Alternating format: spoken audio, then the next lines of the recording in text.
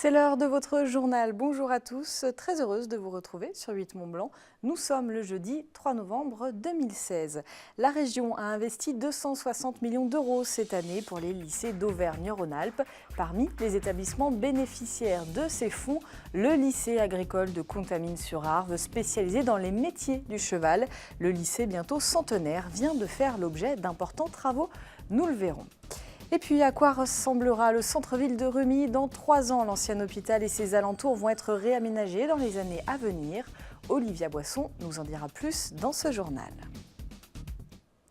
5 millions d'euros, c'est la somme que la région Auvergne-Rhône-Alpes a versée pour moderniser le centre équestre du lycée agricole de Contamine-sur-Arve.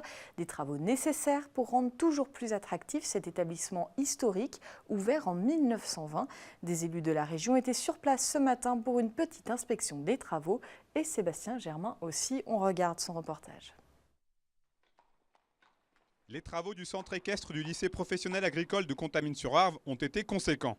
Dorénavant, les 80 équidés peuvent profiter d'équipements et d'écuries flambant neufs. Et avec ces travaux de reconstruction, la structure hippique repart sur de nouvelles bases.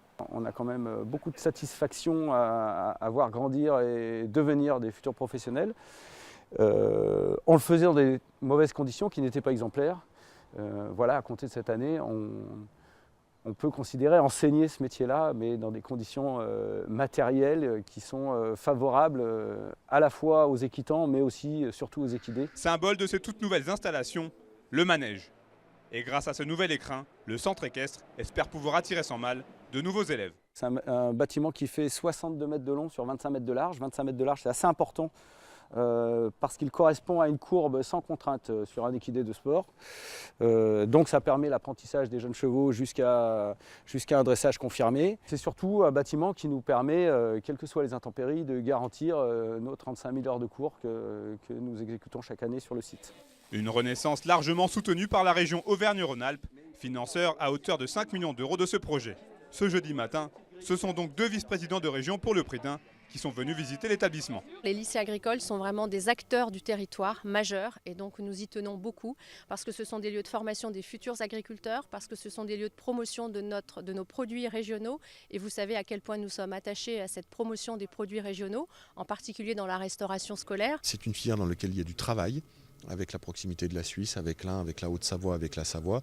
Et donc pour nous c'est un outil que nous saluons, un outil sur lequel il y a eu un investissement important, puis c'est surtout un outil qui doit donner une nouvelle dimension, qui doit aider le lycée à rentrer dans une nouvelle dimension. Chaque année, ce sont près de 400 élèves, apprentis et stagiaires compris, qui fréquentent le lycée professionnel agricole de Contamine-sur-Arve. Et ce probant soutien de la région est considéré comme une reconnaissance du travail accompli. Il est important pour nous en tant qu'établissement d'avoir des outils qui soient à la hauteur de nos ambitions. C'est un très bel outil et je suis vraiment très flatté d'avoir de tels outils qui nous permettent effectivement de former nos jeunes de demain, nos professionnels de demain dans la meilleure des conditions possibles. Signe de la volonté de l'exécutif régional de faire avancer les choses, l'exploitation agricole du lycée agricole de Contamine-sur-Arve devrait à son tour être rénovée. En bref, 2 loups ont été tués en quelques jours en Savoie. Des tirs autorisés dans le cadre du plan national loup.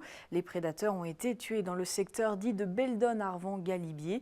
Depuis le début de l'année, ce sont 4 loups qui ont été prélevés dans le département afin de protéger les troupeaux, notamment d'ovins. En effet, toujours depuis le début de l'année, plus de 1200 bêtes ont été attaquées en Savoie par le loup, selon les autorités. Ce jeudi avait lieu la journée nationale CitéLab. On a parfois une idée, un projet, mais pas toujours les connaissances ni les moyens de les concrétiser. CitéLab a été créé pour filer un coup de pouce à ces porteurs de projets issus des quartiers prioritaires dans le cadre de la politique de la ville. Le but de cette journée nationale, donc, partir à la rencontre de ces futurs entrepreneurs. Des rencontres étaient organisées, vous le voyez aujourd'hui au Bourget-du-Lac. On écoute Sébastien Baboula de Grand Lac Agglomération au micro de Pauline Courceau. L'objectif de cette journée-là, outre de faire la promotion du dispositif, le faire connaître sur le bassin, c'est aussi de faire venir toutes les structures qui peuvent accompagner un futur entrepreneur du stade de l'envie, de l'idée, du projet, et qu'il ait des questions sur toutes les thématiques commerciales, financières, juridiques, recherche de financement, recherche de locaux. Donc l'objectif, c'est de faire venir tous ces partenaires sur 4 arrêts en proximité, au plus proche des habitants, pour les détecter au plus proche de leur domicile. L'envie entrepreneuriale est en forte augmentation. 60% des Français envisagent d'entreprendre, mais en finalité, il y en a 5% qui s'y matriculent. Donc il y a un delta très important entre les 15 millions de Français et les 500 000 qui s'y matriculent par an, parce qu'il y a un taux de perte au niveau de l'envie. Quelles structures rencontrer? Sur notre bassin, il y a plus de 50 structures qui peuvent accueillir et accompagner des entrepreneurs. Donc la première difficulté, c'est quand on envisage d'entreprendre, c'est quelle structure, quelle personne aller voir. On avait eu l'occasion d'en parler dans ce journal. En janvier 2014, l'activité cessait au sein de l'ancien hôpital de Remilly.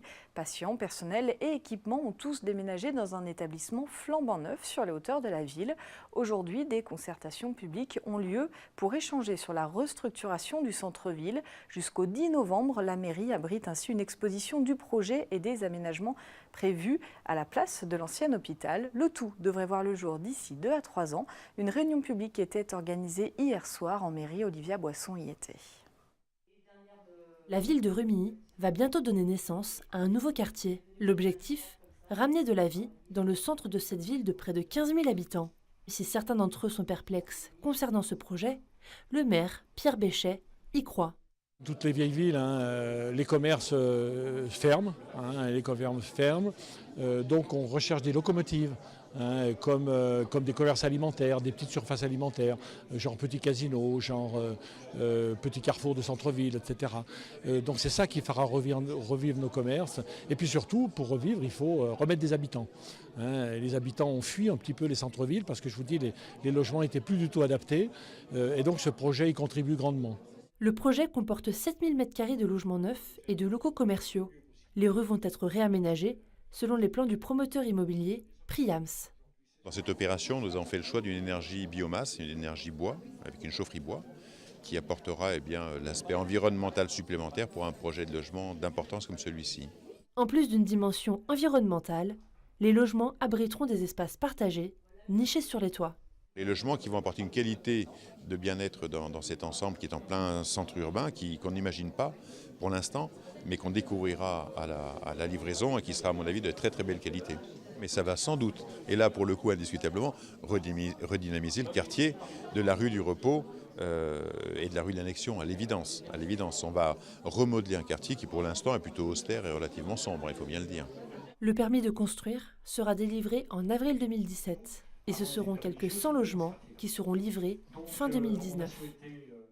On reste dans le domaine hospitalier. Déjà adapté au théâtre, le roman de Mélisse de Keringale, Réparer les vivants, est à découvrir en ce moment dans les salles. Le film, comme le livre, propose de suivre le parcours du cœur de Simon, victime d'un accident de la route.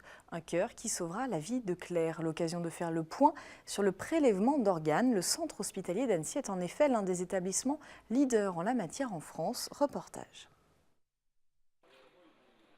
Le centre hospitalier Annecy-Genevois ne réalise pas de greffe d'organes réservée aux hôpitaux universitaires. Pourtant, l'hôpital est à la pointe sur le prélèvement.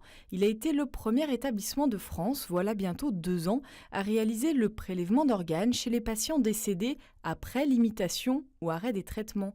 Aujourd'hui, une dizaine de centres hospitaliers le pratiquent en France. Actuellement, dans les décès dans un service de réanimation, près de 2/3 des décès sont déjà liés à une situation où l'équipe s'est placée en limitation ou arrêt de soins. On s'est toujours positionné à Annecy en faveur du prélèvement d'organes, déjà dans le cadre de la mort encéphalique, qui était le cadre légal jusqu'à maintenant reconnu en France. Et là, le législateur autorise actuellement, dans le cadre des arrêts de soins, d'envisager le prélèvement d'organes. Et c'est vrai que Annecy s'est positionné un petit peu en leader avec une équipe de coordination très dynamique. Depuis bientôt 2 ans, 17 donneurs ont été concernés au centre hospitalier d'Annecy, dont 9 dans le cadre de ces procédures de dons dits Maastricht 3. 17 reins et 3 foies ont été greffés. Tous les receveurs vont bien. Sur Annecy, le service de réanimation réalisé déjà depuis plusieurs années dans le cadre de la loi Leonetti, cette activité de limitation et d'arrêt des traitements de manière collégiale avec des correspondants extérieurs pour prendre des décisions qui soient vraiment appuyées à la fois sur les connaissances médicales mais aussi sur la volonté de la personne. Et ça, c'est des conditions qui sont essentielles pour pouvoir débuter cette activité de prélèvement.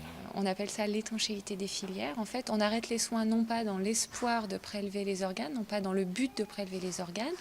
On arrête les soins parce qu'il n'y a pas d'espoir thérapeutique et seulement après que cette décision ait été prise, la coordination est appelée lorsqu'un prélèvement d'organes est possible. Ce qui change, c'est qu'on va être amené à prendre en charge des patients qui sont encore vivants et aborder leurs proches sur la question du don d'organes alors que ces personnes sont encore vivantes. Plus de 20 000 personnes sont en attente d'une greffe aujourd'hui en France. C'est la fin de cette édition. Merci de votre fidélité à l'information sur 8 Mont Blanc. Merci à toute l'équipe. Tout de suite, retrouvez le magazine économique Ambition. Olivia Boisson vous parle Made in France. Et puis à 19h30, ne manquez pas le nouvel opus de Vue d'ici. Pauline Courceau nous emmène à Saint-Pierre-de-Curtilly ce soir. Nos programmes continuent donc sur 8 Mont Blanc et sur 8montblanc.fr. Passez une très belle soirée.